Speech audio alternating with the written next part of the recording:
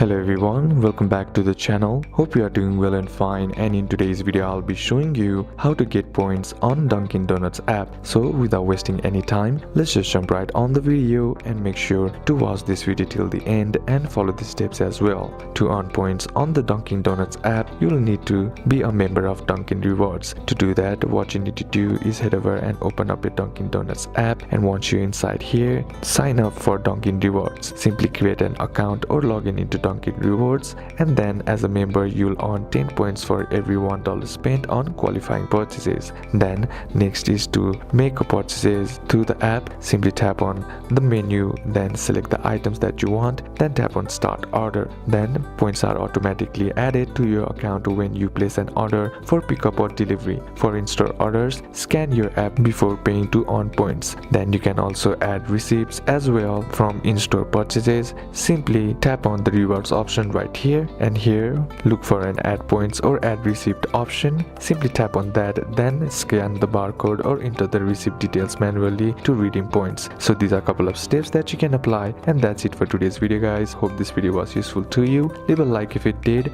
comment down any questions that you have, and see you soon on the next one.